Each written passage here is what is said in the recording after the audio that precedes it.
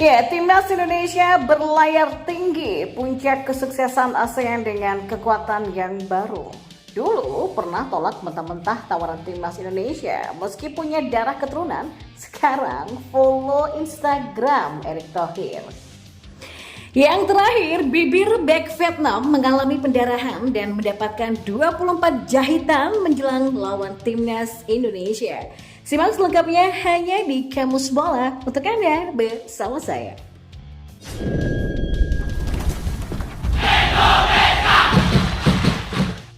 Dan dalam panggung sepak bola Asia Tenggara, Indonesia kini menduduki puncak kesuksesan dari segi nilai pasar, mengungguli rival bebuyutannya Thailand. Peningkatan signifikan ini terjadi berkat kebijakan Sinteyong yang baru-baru ini memperkenalkan 4 talenta segar ke dalam formasi timnas Indonesia menjelang persiapan kualifikasi Piala Dunia 2026.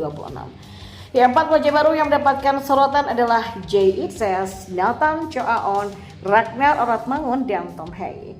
Mereka bukan sembarang pemain, keempatnya adalah pemain keturunan dengan kualitas teruji yang siap mengangkat prestasi sepak bola Indonesia ke tingkat yang lebih tinggi.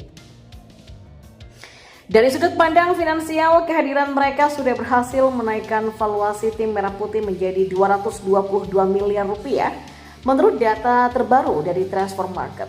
Sebelumnya angka tersebut tertengger di angka 153 miliar saja. Dan peningkatan yang tidak hanya mencerminkan sebuah kualitas individu, tapi juga potensi kesuksesan yang lebih besar di arena internasional.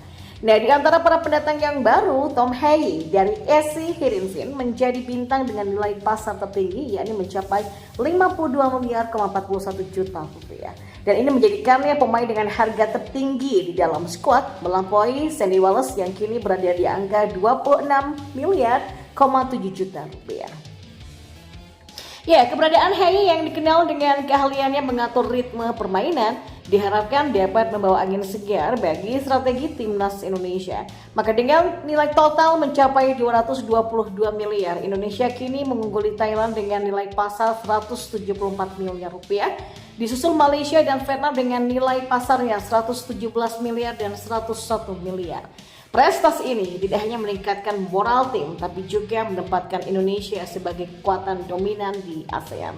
Dan langkah berikutnya dari skuad Garuda adalah persiapan menghadapi Vietnam dalam rangkaian pertandingan kualifikasi Piala Dunia 2026 yang akan berlangsung pada tanggal 21 dan 26 Maret mendatang.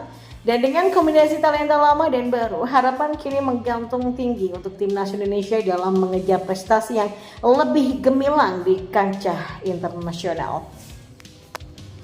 Ya, selanjutnya timnas Indonesia di tangan juru racik Sinteyong dan Ketua Umum PSSI Erick Thohir berhasil menarik minat banyak pemain keturunan untuk pulang membela tim nasional tanah kelahiran nenek moyangnya.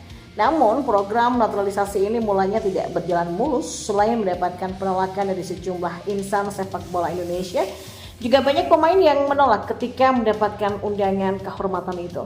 Sebagai contohnya adalah Tijani Reijnders, pemain tengah berusia 25 tahun ini lebih memilih timnas Belanda. Keputusannya tidak sesuai ekspektasi para fans timnas Indonesia, tapi rupanya tepat untuk masa depannya. Hari ini karir Reijnders melesat bersama tim Oranje hingga mendapatkan kontrak dari AC Milan. Namun tidak banyak pemain yang bernasib seperti Tijani Reijnders. Ya, beberapa pemain yang pernah menolak timnas Indonesia justru bernasib apes dan karirnya seakan mandek. Contohnya ada kiper tampan yang bernama Emil Audero Mulyadi. Sinteyong pernah meminta PSSI untuk kembali memujuk Emil untuk membela timnas Indonesia. Shin yakin dengan adanya Emil maka pertahanan Indonesia akan semakin kokoh. Nah, pada awal tahun 2022 lalu, perwakilan PSSI kembali menemui Emil dan menawarkan kesempatan kedua untuk dinaturalisasi. Dan sebagaimana diketahui, Emil merupakan pemain asli kelahiran Mataram, Nusa Tenggara Barat. Ayahnya memang orang Indonesia, jadi tak perlu susah-susah untuk mencari garis keturunan kiper 192 cm ini. Tapi ternyata dia menolak tawaran PSSI tersebut. Ya, penolakannya disampaikan langsung oleh sang ayah. Sebetulnya upaya untuk membujuk Emil sudah dilakukan sejak tahun 2016, tapi hasilnya ya selalu sama. Emil menyebut dirinya masih punya cita-cita ingin bermain bagi timnas Italia, namun sampai kini ia belum pernah membela tim negeri pizza itu. Dan lebih dari itu, tim yang dulu dibanggakannya yakni Sampdoria justru turun kasta ke Serie B, dan Emil kemudian dipinjamkan ke Inter Milan sebagai cadangan saja. Tapi ternyata baru-baru ini Emil Audiro Mulyadi kedapatan mengikuti Instagram Erick Thohir. Sontak hal tersebut menjadi bahan perbincangan di kalangan pecinta timnas Indonesia. Di sisi lain, Erick Thohir mengatakan bahwa PSSI bersama Sinteyong sedang memantau pemain keturunan berkualitas grade A. Pemain kelahiran Mataram tersebut disinyalir cocok dengan kriteria yang dibutuhkan timnas Indonesia. Memang menarik untuk dinantikan apakah ini merupakan pertanda jika Emil berubah pikiran dan siap membela timnas Indonesia. Dan yang terakhir, bibir bek Vietnam mengalami pendarahan dan mendapatkan 24 jahitan menjelang jumpa timnas Indonesia. Kabar buruk kembali menerpa Vietnam jelang berjumpa dengan timnas Indonesia di kualifikasi Piala Dunia 2026. Kabar terbaru ini menimpa bek timnas Vietnam yang bernama Bui Hoang Viet An. Bek berusia 25 tahun tersebut mengalami cedera serius saat menghadapi Viettel. Bek andalan timnas Vietnam itu dipercaya oleh pelatihnya di Chong An Hanoi, Kias Tisuk Senamuang sebagai starter saat laga melawan Viettel pada pekan ini. Bek andalan Vietnam itu tetap menunjukkan penampilan impresif di lini pertahanan, tapi insiden yang tak diinginkan terjadi pada menit ke-8. Bui Hoang Viet An mengeluarkan banyak darah usai bertubrukan dalam sebuah duel udara. Bibirnya pun robek usai duel udara tersebut. Sang pelatih pun awalnya ingin menurunkan Truong Van Viet untuk menggantikan bek andalan timnas Vietnam itu. Namun bek berusia 25 tahun tersebut langsung bergegas kembali ke lapangan dan tampil lagi. Semangat sang pemain pun semakin membahana usai kembali ke lapangan, tapi dirinya terpaksa menepi jelang akhir babak pertama.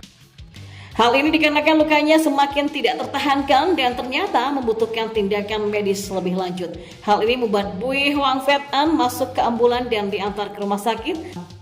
Dan sesampainya di rumah sakit ternyata Bui Hoang Viet An mendapatkan 24 jahitan. Viet An pun disarankan untuk berumur dengan air garam secara rutin. Lukanya pun harus diganti dan dibersihkan secara rutin. Tidak hanya itu, Bui Hoang Viet An harus menjalani pemeriksaan lebih lanjut untuk mengetahui perkembangan pemulihan cederanya. Cederanya Viet An dipastikan menjadi mimpi buruk bagi pelatih Vietnam menjelang jumpa timnas Indonesia. Sebab dia sendiri menjadi salah satu pemain Vietnam yang menanjak performanya bersama Vietnam. Dan usai cederanya, sang kapten Kue Ngoc Hai jadi praktis posisi bek tengah utama Vietnam diambil alih oleh bek berusia 25 tahun tersebut. Dan kini pun Vietnam harus bersiap untuk 2 pertandingan kualifikasi Piala Dunia 2026 zona Asia untuk melawan timnas Indonesia. Vietnam harus berduel melawan timnas Indonesia pada 21 dan 26 Maret 2024. Selain nama Viet An, Pham Tuan Hai juga mengalami cedera. Nasib Pham Tuan Hai tidak semujur Bui Hoang Viet An. Nama Pham Tuan Hai dipastikan absen saat berjumpa dengan timnas Indonesia nantinya.